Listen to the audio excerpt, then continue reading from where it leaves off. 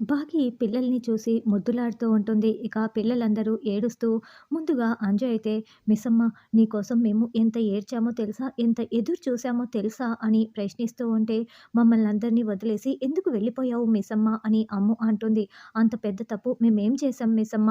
మమ్మల్ని ఎందుకు వదిలేసి వెళ్ళావు?" అని ఆనంద్, ఆకాష్ ప్రశ్నిస్తూ ఉంటారు. "మీరు ఏ తప్పు చేయలేదు. తప్పంతా నాదే. నేనే తప్పు చేశాను. నన్ను క్షమించండి" అని బాగి దండం పెడుతూ ఏడుస్తూ ఉంటుంది. బాగిని చూసి పిల్లలు కూడా చాలా ఏడుస్తూ ఉంటారు.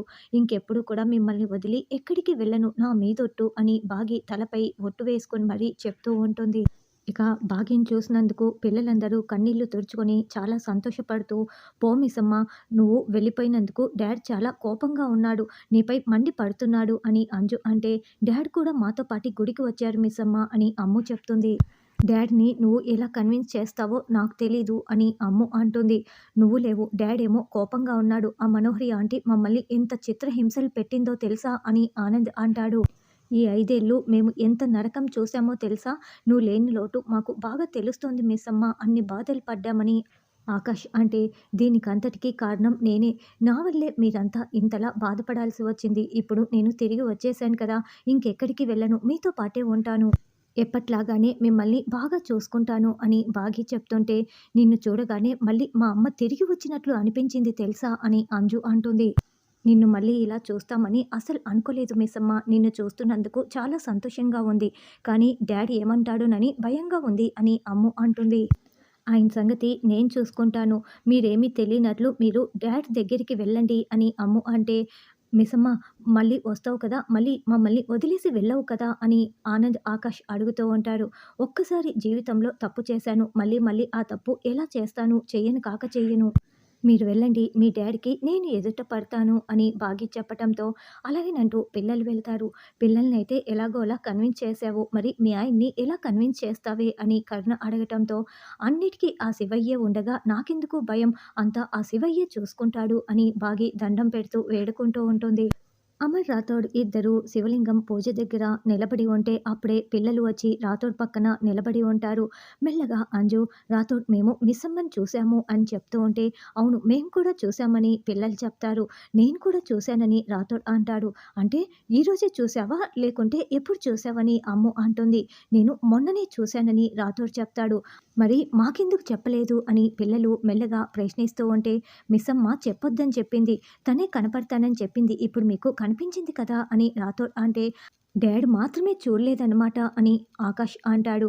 "ఈరోజు డాడీకి కూడా కనిపిస్తుందిలే. మిస్సమ్మ కనిపిస్తానని చెప్పేసింది కదా!" అని రాథోడ్ అనడంతో, "అవునవును" అంటూ పిల్లలు, రాథోడ్ చాలా సంతోషంగా మెల్లగా గుసగుసలాడుకుంటూ ఉంటారు.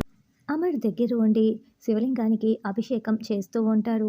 "బాబు, అభిషేకం పూర్తయిపోయింది. ఇప్పుడు అందరికీ హారతి ఇస్తాను. కళ్ళకద్దుకొని ఏవైనా కోరికలుంటే కోరుకోండి" అని పూజారి గారు చెప్పటంతో, అలాగేనంటూ అందరూ హారతి కళ్ళకి అద్దుకుంటూ ఉంటారు. "మిస్సమ్మ, డాడ్ కలిసిపోవాలి. మిస్సమ్మని డాడ్ అసలు తిట్టకూడదు, కోప్పడకూడదు. మిస్సమ్మ, డాడ్ ఇంటికి రావాలి. ఇద్దరూ కలిసి ఉండాలి. ఎప్పట్లా మేమందరము కలిసి ఉండాలి" అని పిల్లలు కోరుకుంటూ ఉంటారు. "దేవుణ్ణి అంతగా ఏం కోరుకుంటున్నారు" అని అమర్ అడగటంతో, "అందరం ఒకే ఒక కోరిక" అని పిల్లలు చెప్తారు. "అందరూ ఒకటేనా? ఏంటది?" అని అమర్ అంటే, "కాసేపట్లో మీకు కూడా తెలుస్తుంది లెండి సార్" అని రాథోడ్ అంటాడు. "ఏంటి రాథోడ్, మార్నింగ్ నుండి ఏదో డిఫరెంట్‌గా మాట్లాడుతున్నావే" అని అమర్ అంటే, "అబే అలాంటిదేం లేదు సార్. ముందు దేవుణ్ణి మొక్కుకోండి" అని రాథోడ్ చెప్తాడు. మనోహరి గుడి వరకు కూడా పరుగులు పెడుతూ వస్తూ ఉంటుంది. "రాజంబ రా, గుడి వచ్చేసింది" అని లోపలికి వస్తూ ఉంటే, సరిగ్గా అప్పుడే అమర్ పిల్లలతో కలిసి గంట కొట్టడానికి వస్తారు. ఈ లోపల బాగి, కరుణ ఇద్దరూ కూడా అదే గంటను కొట్టటానికి వస్తూ ఉంటారు. అలా అమర్, బాగి ఇద్దరూ కలిసి ఒకే గంటను కొడుతూ ఇద్దరు ఒకరిని ఒకరు చూసుకుంటూ ఉంటే, అప్పుడే మనోహరి పరుగులు పెడుతూ అక్కడికొచ్చి చాలా షాకింగ్‌గా అమర్, బాగి వైపు చూస్తూ ఉంటుంది. అలా అమర్, బాగి ఇద్దరూ కలిసి గంట కొడుతూ ఉండటంతో పిల్లలు చాలా సంతోషంగా చూస్తూ ఉంటారు. రాథోడైతే చాలా చాలా సంతోషంగా చూస్తూ ఉంటాడు.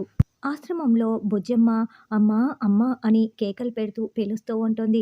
అప్పుడే రాజుగారు ఏంటి బుజ్జమ్మ అని అడగటంతో అమ్మ కనిపించట్లేదేంటి తాతయ్య ఎక్కడికి వెళ్ళింది అని ఆరు పాప అడుగుతూ ఉంటే అమ్మ పొద్దున్నే గుడికి వెళ్ళింది బుజ్జమ్మ అని రాజుగారు చెప్తారు. అదేంటి తాతయ్య అమ్మ గుడికి ఎందుకు వెళ్ళింది? గుడికి వెళ్తే నన్ను కూడా తీసుకువెళ్తుంది కదా అని ఆరు పాప ప్రశ్నిస్తూ ఉంటే అమ్మ ఈరోజు గుడికి వెళ్ళింది దేవుణ్ణి చూడ్డం కోసం కాదు దేవుడిలాంటి మనిషిని చూడ్డం కోసం అని రాజుగారు చెప్తూ ఉంటారు. ఇక అమర్ గంటను పట్టుకొని, బాగి చేతిని పట్టుకొని అలాగే చాలా షాకింగ్‌గా చూస్తూ ఉంటే, మనోహరి నోరు తెరుచుకొని టెన్షన్ పడుతూ చూస్తూ ఉంటుంది. ఇక బాగి, అమర్ ఇద్దరు గంట దగ్గర నుంచి చేతులు కిందికి దించేస్తారు. బాగి అయితే అమర్ చేతిని అలా టచ్ చేస్తూ మెల్లగా కిందికి దించేస్తూ ఉంటుంది. అమర్ కూడా చేతిని పక్కకు తీసేసుకుంటాడు. ఇక్కడ ఆరు పాపేమో దేవుడిలాంటి మనిషిని చూడ్డం కోసం వెళ్ళిందా?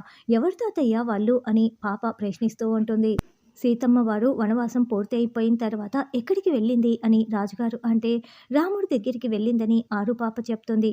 ఇప్పుడు మీ అమ్మ కూడా అక్కడికే వెళ్ళింది తల్లి అని చెప్పటంతో అంటే అమ్మ నాన్నని కలుసుకోవటానికి వెళ్ళిందా? నాన్న దగ్గరికి వెళ్ళిందా? అని పాప చాలా సంతోషంగా అడుగుతూ ఉంటుంది.